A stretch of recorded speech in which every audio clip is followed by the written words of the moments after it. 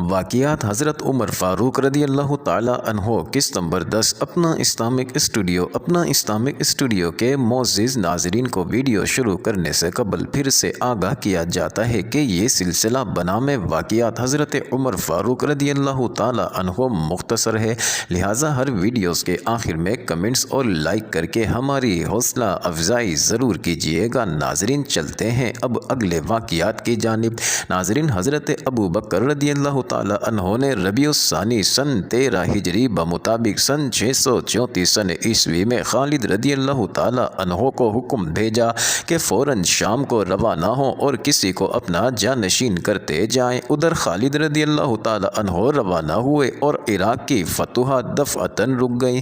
ناظرین حضرت عمر رضی اللہ تعالی عنہ مسند خلافت پر بیٹھے تو سب سے پہلے عراق کی مہم پر توجہ کی۔ بیعت و خلافت کے لیے تمام اطراف و دیار سے بے شمار آدمی آئے تھے اور 3 دن تک ان کا تانتا بندھا رہا تھا۔ حضرت عمر رضی اللہ تعالی عنہ نے اس موقع کو غنیمت سمجھا اور مجمع عام میں جہاد کا وعظ کہا، لیکن چونکہ لوگوں کا عام خیال تھا کہ عراقی حکومت فارس کا پایہ تخت ہے اور وہ خالد رضی اللہ تعالی عنہ کے بغیر فتح نہیں ہو سکتا، اس لیے سب خاموش رہے۔ حضرت عمر رضی اللہ تعالی عنہ نے کئی دن تک وعظ کہا لیکن کچھ اثر نہ ہوا۔ آخر چوتھے دن اس جوش سے تقریر کی کہ حاضرین کے دل ہل گئے۔ ناظرین شیبانی نے اٹھ کر کہا کہ مسلمانوں، میں نے مجوسیوں کو آزما لیا ہے، وہ مرد میدان نہیں ہیں۔ عراق کے بڑے بڑے اضلاع کو ہم نے فتح کر لیا ہے اور عجم ہمارا لوہا مان گئے ہیں۔ ناظرین حاضرین میں سے ابو عبیدہ ثقفی بھی تھے جو قبیلہ ثقیف کے مشہور سردار تھے۔ ناظرین وہ جوش میں آ کر اٹھ کھڑے ہوئے اور کہا کہ انا یعنی اس کام کے لیے میں حاضر ہوں۔ ابو عبیدہ کی ہمت نے تمام حاضرین کو گرما دیا اور ہر طرف سے غلغلہ اٹھا کہ ہم بھی حاضر ہیں۔ حضرت عمر رضی اللہ تعالی عنہ نے مدینہ منورہ اور مضافات سے 1000 آدمی، ناظرین بلازری کی روایت ہے، ابو حنفیہ دینوری نے 5000 تعداد لکھی ہے، انتخاب کیے اور ابو عبیدہ کو سپہ سالار مقرر کیا۔ ناظرین ابو عبیدہ کو حضرت صلی اللہ علیہ وسلم کی صحبت کا شرف حاصل نہ تھا۔ معزز ناظرین یاد رہے کہ یہ وہ ابو عبیدہ بن الجراح نہیں ہیں جنہیں امین الامت کہا جاتا ہے، یعنی صحابی نہ تھے، اس وجہ سے ان کی افسری پر ہر کسی کو خیال ہوا۔ ناظرین یہاں تک کہ ایک شخص نے آزادانہ کہا کہ اے امیر المومنین جناب عمر، صحابہ میں سے کسی کو یہ منصب دو، فوج میں سینکڑوں صحابہ ہیں اور ان کا افسر بھی صحابی ہی ہو سکتا ہے۔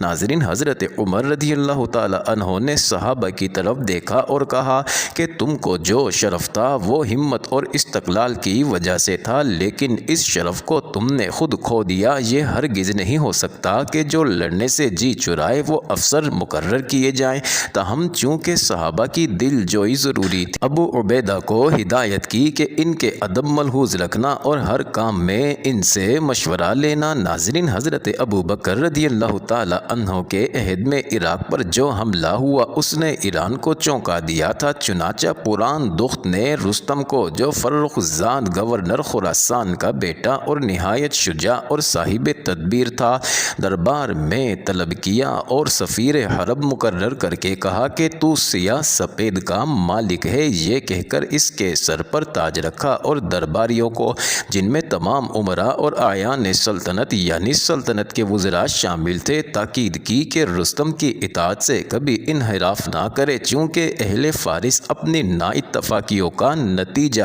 دیکھ چکے تھے۔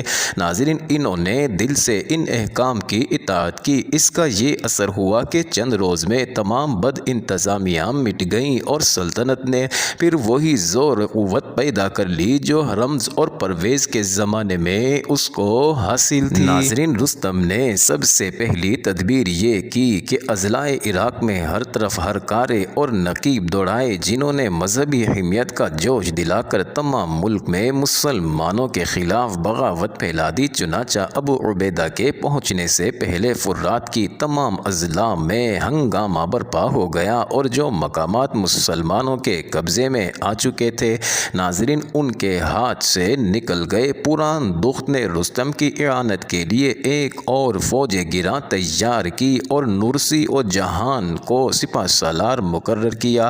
ناظرین، جہان عراق کا ایک مشہور رئیس تھا اور عرب سے اس کو خاص عداوت تھی۔ نرسی کسریٰ کا خالہ زاد بھائی تھا اور عراق کے بعض اضلاع قدیم اس کی جاگیر تھے۔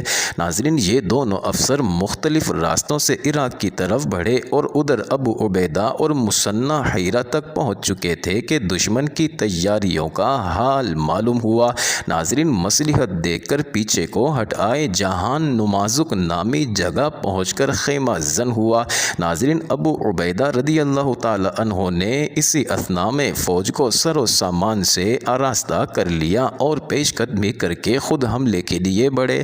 ناظرین، نمازک پر دونوں فوجیں صف آرا ہوئی۔ جہان کے میمنہ و میسرہ یعنی دائیں اور بائیں پر جوشن شاہ اور مردان شاہ دو مشہور افسر تھے جو بڑی ثابت قدمی سے لڑے، لیکن بالآخر شکست کھائی اور عین معرکہ میں گرفتار ہو گئے۔ ناظرین، مردان شاہ بدقسمتی سے اسی وقت قتل کر دیا گیا، لیکن جہان اس ہیلے سے بچ گیا کہ جس شخص نے اس کو گرفتار کیا تھا وہ اس کو پہچانتا نہ تھا۔ ناظرین، جہان نے اس سے کہا کہ اس بڑھاپے میں کس کام کا ہوں، مجھ کو چھوڑ دو اور معاوضے میں مجھ سے 2 جوان غلام لے لو۔ اس نے منظور کر لیا۔ بعد لوگوں نے جہان کو پہچانا تو غل مچایا کہ ہم ایسے دشمن کو چھوڑنا نہیں چاہتے، لیکن ابو عبیدہ نے کہا کہ اسلام میں بد عہدی جائز نہیں۔ ناظرین، ابو عبیدہ نے اس معرکے کے بعد کسکر کا رخ کیا جہاں نرسی فوج کے لیے پڑا تھا۔ ناظرین، سقاطیہ میں دونوں فوجیں مقابل ہوئی۔ نرسی کے ساتھ بہت بڑا لشکر تھا اور خود کسریٰ کے 2 ماموزاد بھائی ہندویا اور تیریا میمنہ اور میسرہ پر تھے۔ ناظرین، تاہم نرسی اس وجہ سے لڑائی میں دیر کر رہا تھا کہ پایہ تخت سے امدادی فوجیں روانہ ہو چکی تھیں۔ ابو عبیدہ کو بھی یہ خبر پہنچ چکی تھی۔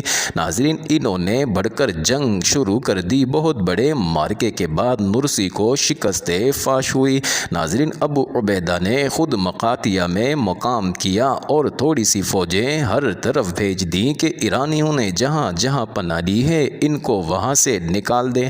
ناظرین، فرخ اور فرلوند جو باروعبہ اور زوادی نامی جگہ کے رئیس تھے مطیع ہو گئے، چنانچہ اظہار خلوص کے لیے ایک دن ابو عبیدہ کو نہایت عمدہ کھانے پکوا کر بھیجے۔ ابو عبیدہ نے دریافت کیا کہ یہ سامان کل فوج کے لیے ہے یا صرف میرے لیے؟ فرخ نے کہا کہ اس جلدی میں ساری فوج کا اہتمام نہیں ہو سکتا تھا۔ ابو عبیدہ نے دعوت قبول کرنے سے انکار کر دیا اور کہا کہ مسلمانوں میں سب برابر ہیں۔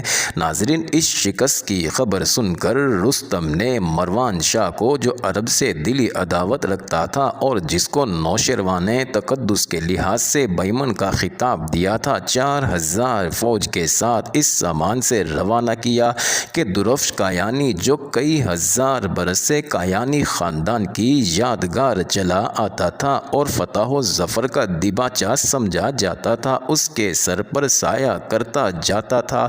ناظرین، مشرقی فرات کے کنارے ایک مقام پر جس کا نام مروہا تھا، دونوں حریف صف آرا ہوئے چونکہ بیچ میں دریا حائل تھا۔ ناظرین، اس ایرانی نے کہلا بھیجا کہ یا تم اس پار اتر کو آؤ یا ہم آئیں۔ ناظرین، ابو عبیدہ کے تمام سرداروں نے یک زبان ہو کر کہا کہ ہم کو اس طرف رہنا چاہیے، لیکن ابو عبیدہ جو شجاعت کے نشے میں سرشار تھے کہا کہ یہ نامردی کی دلیل ہے۔ سرداروں نے کہا یہ نہیں ہو سکتا کہ جان بازی کے میدان میں مجوسی ہم سے آگے بڑھ۔ مروان شاہ جو پیغام لے کر آیا تھا اس نے کہا کہ ہماری فوج میں عام خیال ہے کہ عرب مرد میدان نہیں ہیں۔ اس جملے نے اور بھی اشتعال دلایا اور ابو عبیدہ نے اسی وقت فوج کو کمر بندی کا حکم دے دیا۔ ناظرین، مثنیٰ اور سلیط وغیرہ بڑے بڑے افسران فوج اس رائے کے بالکل مخالف تھے اور عظمت و شان میں ان کا رتبہ ابو عبیدہ سے بڑھ کر تھا۔ ناظرین، جب ابو عبیدہ نے اصرار کیا تو ان لوگوں نے کہا کہ اگرچہ ہم کو قطعی یقین ہے کہ اس رائے پہ عمل کرنے سے تمام فوج غارت ہو جائے گی، تاہم اس وقت تم افسر ہو اور افسر کی مخالفت ہمارا شیوا نہیں۔ غرض کشتیوں کا پل باندھا گیا اور تمام فوج پار اتر کر غنیم سے مارکا آرا ہوئی۔ ناظرین، پار کا میدان تنگ اور ناہموار تھا، اس لیے مسلمانوں کو موقع نہیں مل سکتا تھا کہ فوج کو ترتیب سے آراستہ کر سکتے۔ ناظرین، ایرانی فوج کا نظارہ نہایت مہیب تھا۔ بہت سے کوہ پیکر ہاتھی تھے جن پر گھنٹے لٹکتے تھے اور بڑے زور سے بچتے جاتے تھے۔ گھوڑوں پر آہنی پانکھیں تھی، سوار سمور کی لمبی ٹوپیاں اوڑھے ہوئے صحرائی جانور معلوم ہوتے تھے۔ عرب کے گھوڑوں نے یہ مہیب نظارہ کبھی نہیں دیکھا تھا۔ ناظرین، بدک کر پیچھے ہٹے ابو عبیدہ نے دیکھا کہ ہاتھیوں کے سامنے کچھ زور نہیں چلتا۔ گھوڑے سے کود پڑے اور ساتھیوں کو للکارا کہ جان بازو، ہاتھیوں کو بیچ میں لے لو اور اونٹوں کو سواروں سمیت الٹ دو۔ ناظرین، اس آواز کے ساتھ گھوڑوں سے کود پڑے اور اونٹوں کی رسیاں کاٹ کر فیل نشینوں کو خاک پر گرا دیا، لیکن ہاتھی جس طرف جھکتے تھے صف کی صف پس جاتی تھی۔ ناظرین، ابو عبیدہ یہ دیکھ کر پیل سفید پر جو سب کا سردار تھا حملہ آور ہوئے اور سونڈ پر تلوار ماری کہ مستک سے الگ ہو گئی۔ ناظرین، ہاتھی نے بڑھ کر ان کو زمین پر گرا دیا اور سینے پر پاؤں رکھ دیے کہ ہڈیاں تک چور چور ہو گئی۔ ناظرین، ابو عبیدہ کی شہادت پر ان کے بھائی حکم نے علم ہاتھ میں لیا اور ہاتھی پر حملہ آور ہوئے۔ ناظرین، اس نے ابو عبیدہ کی طرح ان کو بھی پاؤں میں لپیٹ کر مسل دیا۔ ناظرین، اس طرح 7 آدمیوں نے جو سب کے سب ابو عبیدہ کے ہم نسب اور خاندان ثقیف سے تھے، باری باری سے علم ہاتھ میں لیے اور شہید ہو گئے۔ ناظرین، آخر میں مثنیٰ نے علم لیا، لیکن اس وقت تک لڑائی کا نقشہ بگڑ چکا تھا اور فوج میں بھگدڑ پڑ چکی تھی۔ ترا یہ ہوا کہ ایک شخص نے دوڑ کر پل کے تختے توڑ دیے کہ کوئی شخص بھاگ کر جانے نہ پائے، لیکن لوگ اس طرح بدحواس ہو کر بھاگتے تھے کہ پل کی طرف راستہ نہ ملا تو دریا میں کود پڑے۔ ناظرین، مثنیٰ نے دوبارہ پل بندوایا اور سواروں کا ایک دستہ بھیجا کہ بھاگتوں کو اطمینان سے پار اتار دے۔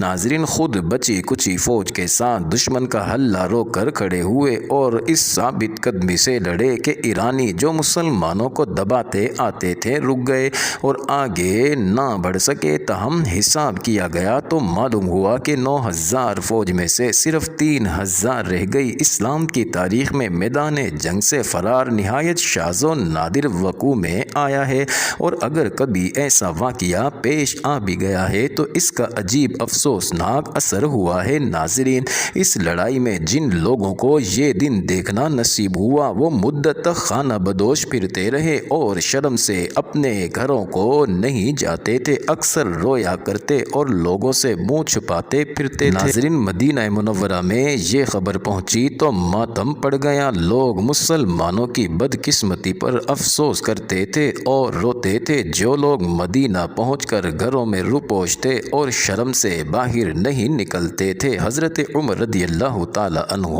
ان کے پاس جا کر ان کو تسلی دیتے تھے اور کہتے تھے کہ تم اللہ سے معافی طلب کرو، وہ معاف کرنے والا مہربان ہے، لیکن ان کو اس سے تسلی نہیں ہوتی تھی۔ ناظرین، یہ واقعہ حسب بیان بلازری ہفتے کے دن رمضان المبارک سن 13 ہجری میں واقع ہوا۔ اس لڑائی میں نامور صحابیوں میں سے جو لوگ شہید ہوئے وہ حضرت سلید، ابو زید انصاری، عتبہ و عبداللہ، بسران قبطی بن قیس، یزید بن قیس الانصاری، ابو امیہ الفرازی رضی اللہ عنہم وغیرہ تھے۔